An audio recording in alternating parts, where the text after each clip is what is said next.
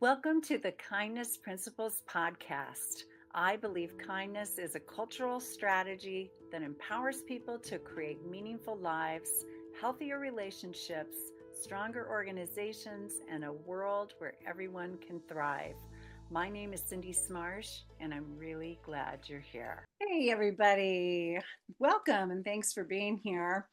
I'll tell you what, one of my favorite things to do is to learn from other people. I just love it. I'm a lifelong learner and I love to read and I love to attend training events and things like that and just soak in the brilliance of other people.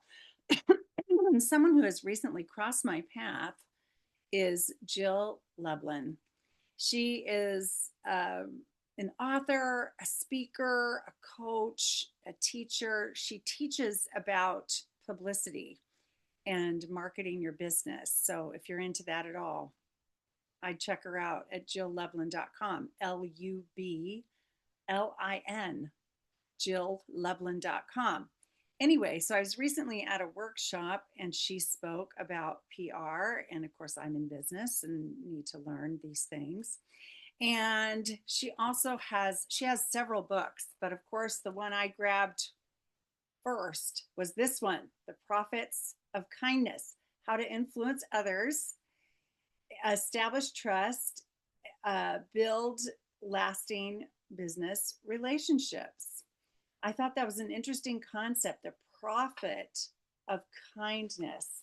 And so, of course, I wanted to read her book. So I'm going to share some of her thoughts today with you about the profits of kindness. And this is a book all about kindness as a strategy and an approach to really thriving in business. And I love that. I just love it. And I believe she refers to it as heart to heart currency. And so we're going to talk about those approaches today. But what struck me when I was reading this book and thinking about today is that all 7 of these approaches she talks about in terms of business are also kindness approaches in our lives that are going to make our personal lives better. And even if we give all these things to ourselves, how our relationship with ourselves can be better and we can feel better in life. So I'd love for you to take these in and think about the roles they can each play in your work environment, or if you're running a business and so forth, and or in your life, in your relationships with other people. So the first one she talks about is connection. So, we are wired to connect to others. It is a biological human need. Our DNA involves wanting to connect to other people and make real connections, organic connections, not just likes on Facebook, but rather truly knowing each other. And so she talks about the power of connection when, when you're building a business or when you're wanting to take care of people. So to really know your team members, really know other companies you're doing business with, know your customers and really connect with them. And of course, we know the desperate need for this in our lives as well. I read a book a few years ago and did a podcast about the anatomy of loneliness. And it's really interesting. The research is indicating that the more people are on their phones, like on social media on their phones, when they feel like they're connecting, actually, the more they do that, the more lonely they are. So it's really interesting because social media gives us the illusion that we're connecting, and we are connecting at some level, but it's like breadcrumbs of connection compared to sitting around a table in a dining room and sharing a meal and having real conversation, for example, or working together on a project where we all feel really empowered by the mission. It's things like that, or just sitting and being present with someone when they're in the hospital recovering from surgery. So, anyway, connection is a huge approach, according to Jill. Number two, gratitude. Gratitude. So we want to be a thankful leader, a thankful coworker, a thankful customer, a thankful sales representative, a thankful partner, a grateful friend, an appreciative student, uh, anything. Showing thankfulness. I went out to dinner the other night with a friend of mine who was visiting from California, and she offered to pay for our dinner, and she's the one who traveled all the way from California, and I was like, I but I really wanted to do that. And she's like, "Oh, I'm going to do that." So there was a mutual appreciation we were feeling for taking time out for each other, for being willing to carve out an evening together, traveling to see one another, and so forth. I write in a gratitude journal every morning. I think about the last 24 hours and what I have to be grateful for, besides, the thousand things I'm grateful for every day. Like, I could name all my closest people and how much I love my work, and just, on and on and on. But I look for, in the previous 24 hours, the unique things about the previous 24 hours that I feel grateful for. And it can be everything from a powerful conversation with one of my coaching clients, to someone being willing to be a guest on the Kindness Principles podcast and scheduling that with me, to the weather being beautiful and enjoying a wonderful hike outdoors and enjoying nature, to, it's just it goes on and on and on. And what I find is that from writing in this gratitude journal every morning, I am approaching every day looking for those specific things to be grateful for, to write in my journal the next day. And it just puts you in a high vibe, puts you in a great mindset all the time. And if we can also adopt this in our workplaces and notice what people are doing that we appreciate, instead of just taking for granted people are always doing what they're supposed to be doing or whatever, but noticing, who's gone the extra mile, or who always shows up in a certain way that's helpful, or, whatever it is, but to show that gratefulness and gratitude for your customers. I thank my coaching clients all the time for letting me be their coach. It's one of the great honors of my life to walk with people through their lives and through their businesses and so forth. And I am deeply grateful that I get to do what I love and serve people. Which, by the way, if you have any interest in coaching in your organization, or if you're a leader just struggling to work through overwhelm or burnout or anything, need that kind of support, or want to really work on a kindness, people first culture, and want some coaching support with that, if you'd like to have a conversation with me, please email me, Cindy@cindysmarsh.com. And just let me know what's going on, and we can have a conversation and just talk about it and see if there's a way that I can serve you. And if there isn't, and I know some other way you can be served, I will send you on to other resources for sure. Okay, so gratitude. Number three is patience. Oh, patience. Oh, hurry up, give me more patience. Oh, one of the things about myself that I found in my work and in my life is I expect a lot of myself. Like I push myself. I expect a lot out of myself in a lot of ways, although I'm softening with that a bit. But I have traditionally been someone who, like, I expect myself to do, when I was a student, to do really well in the classes and turn in a great project, and in work settings to always show up, always be on time, always do my best, always, um, do anything possible to, help an organization thrive or succeed or whatever. Always want to be at my best with my clients, everything else, and then in my life. And so I expect a lot from other people. So I was always someone who expected a lot from coworkers, expected a lot from leaders, the board, blah, blah, everybody. So with that personality type, patience was not always my strength. Now I'm really patient with children. I'm really patient with elderly people who can't move as quickly or whatever. I'm really patient with people who have, whatever challenges or special circumstances that they really, really need our patience. But when I'm with other high achieving people with no excuses, I can get a little impatient. And so this is something that I've worked on over the years, and I think I'm getting better at it. But anyway, so with patience in business and in life, anytime you feel yourself getting a little fired up, you start to get a little pumped inside, you're getting frustrated or something, just just do this. Think, breathe and think, breathe and think. Take a breath and stop and think. So take a breath, stop and think.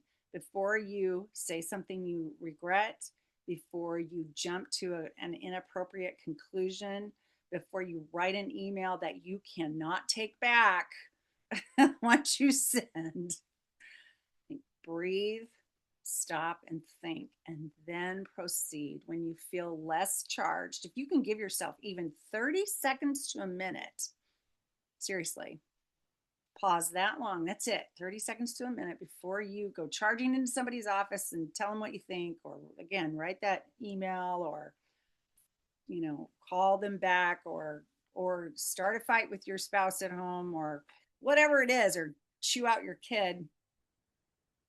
You can think, stop, breathe, stop, think, and then show some patience. Flexibility. Wow, number 4 is flexibility in Lublin's book. Absolutely. When we can be flexible with team members, with each other, with ourselves, with our customers, with our clients, with, everything, our people in our lives. Oh, give them flexibility of time, flexibility of payment plans, flexibility of, um, work schedules, where they work, when, that kind of thing. It's just such a connecting point. People, we all need some grace, and we all have different lives and different ways we're wired. We had, I told you in a previous podcast, we had these adult children living with us for over a year recently, and we've gotten them they've moved out now, but they are evening people. They are night owls. So they actually, as the day progresses, they become more able to focus, more able to thrive with their work. And I'm the exact opposite. Like and my husband is too. So we're like, start out strong, right? We're stronger earlier, and more focused and more driven, and have more energy and concentration and ability to produce earlier, and then fade as the night, the day, the afternoon, evening goes on. And so that's really important to understand about your team, and your coworkers, and everybody you're living with or working with, right? Is when is their strongest time for conversation, to work on a project, to talk about something difficult, to whatever, to meet together for whatever reason. So that's one way to really be flexible. And all of these things, if you're noticing, all these things lead to what what author Jill Lublin calls the big 5, because of course this book is about business. The big 5: profits, revenues, customers, connectivity, and prospects.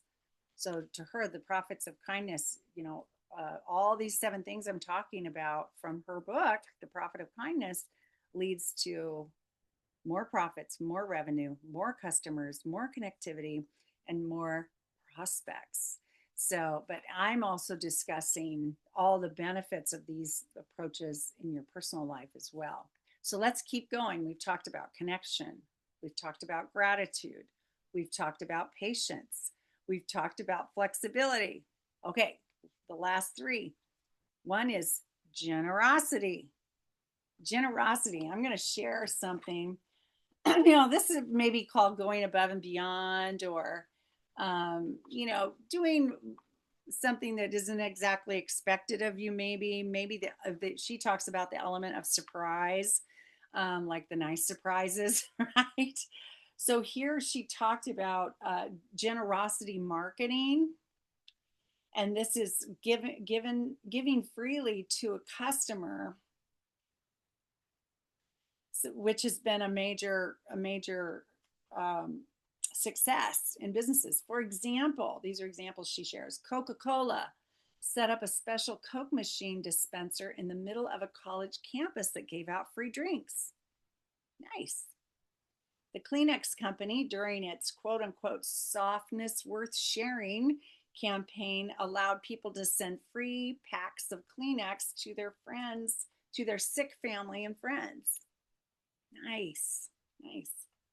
A company called Sweet Green in Washington, D.C., which is a restaurant, gave out random acts of sweetness by leaving gift certificates on cards that had received parking tickets.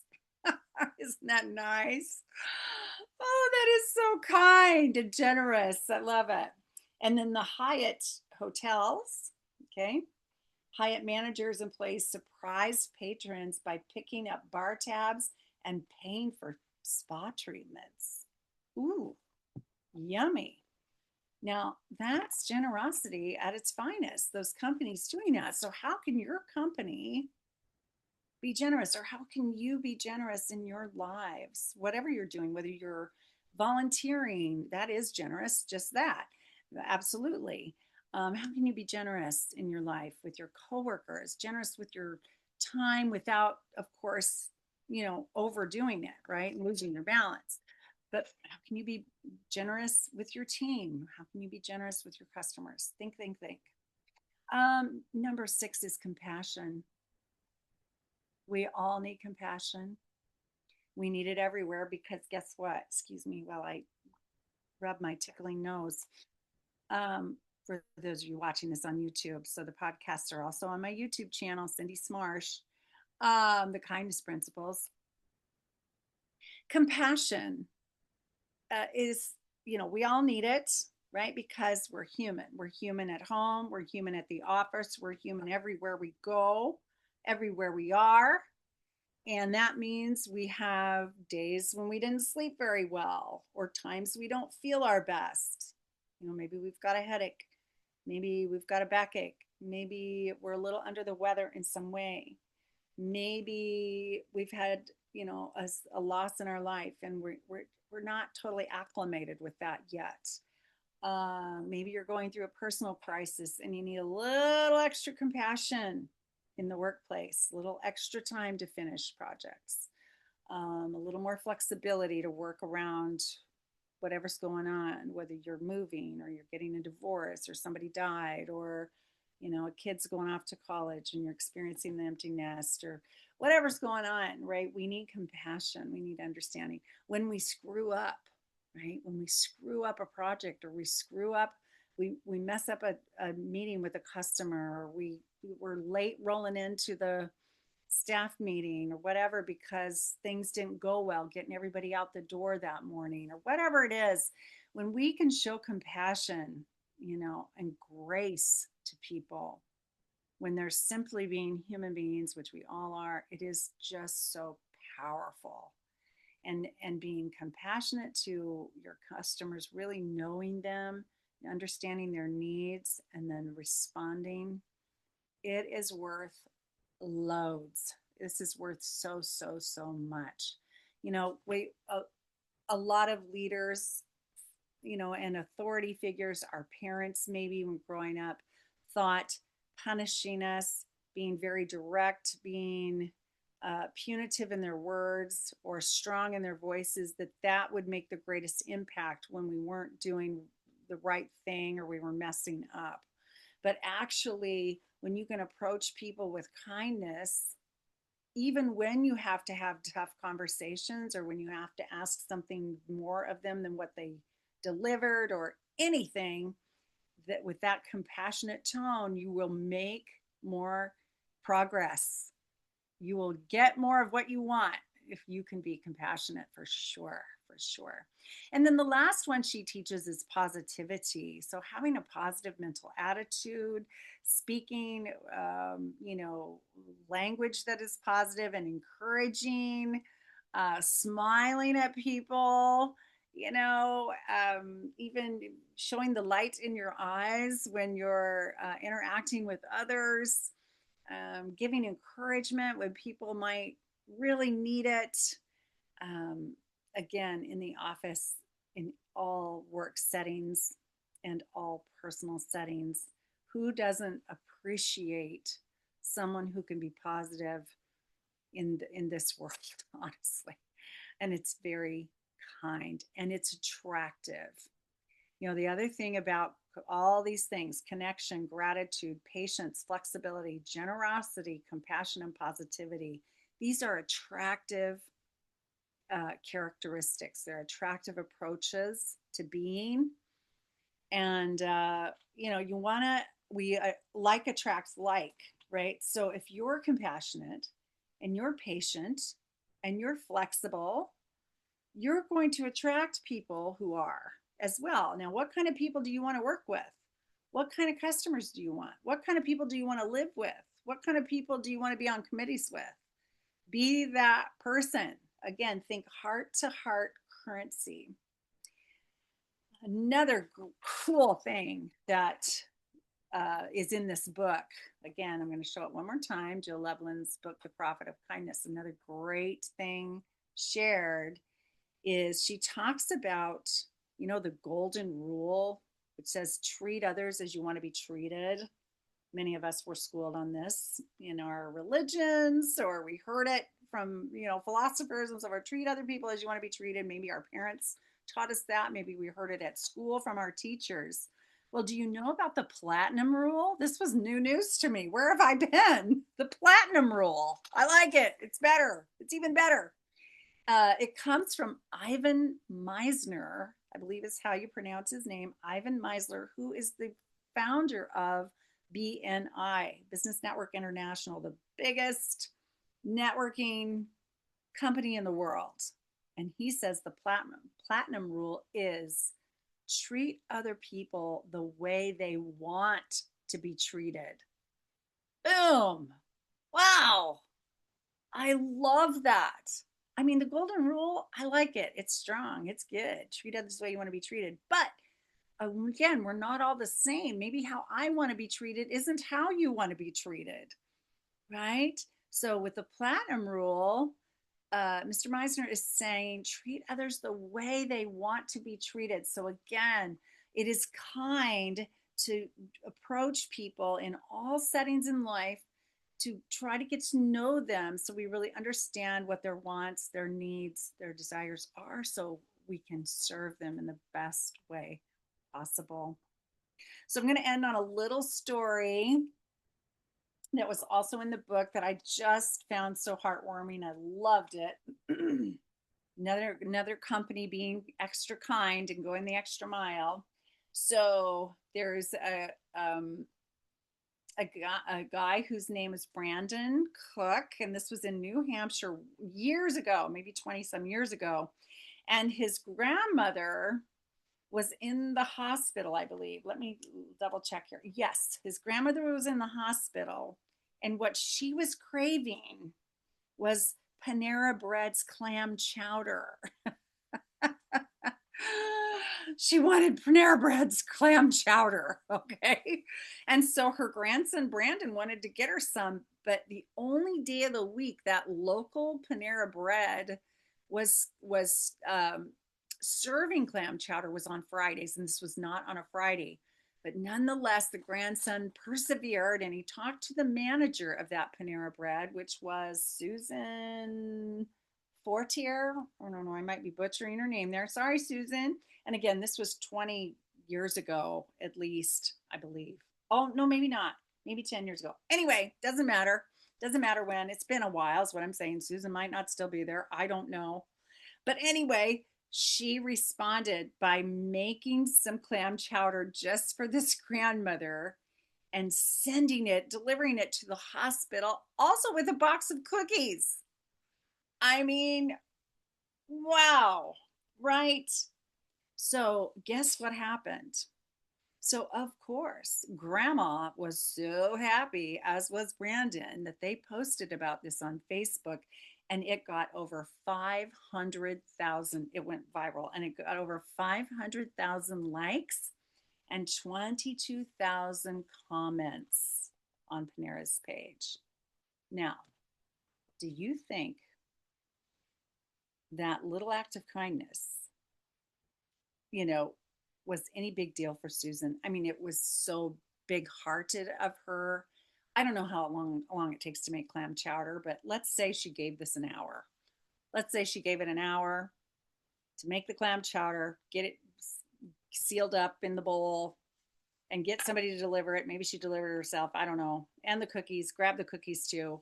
Maybe it took an hour of her time, maybe an hour and a half. I don't know. But wow, the impact that that act of kindness had is priceless. Just absolutely priceless, let alone what it did just for Grandma. Grandma probably recovered even better because she had the clam chowder she wanted. And I'm sure Brandon felt really good too. So this is what is talked about in this book. This is the profit of kindness. This is how kindness matters. It's like, it's not you're being kind to make money. It isn't that, but it's when you approach life with other people, personally and professionally, with these strong approaches, these strong characteristics, and really hold this bar really high for yourself, things are going to happen that are all good for you, for everyone around you, everyone you're attempting to serve, and for the relationships that are most important to you. So that's what I have for you today. Again, contact me, Cindy at cindysmarsh.com, if you'd like to have a conversation on how kindness can change your organization or your life personally. And I will talk to you again soon. Bye bye. Thank you so much for being here. Please like and subscribe to our show and share this episode with anyone who can benefit. If you'd like to learn more about how the kindness principles can change your life, please DM me on LinkedIn. And thanks again for listening.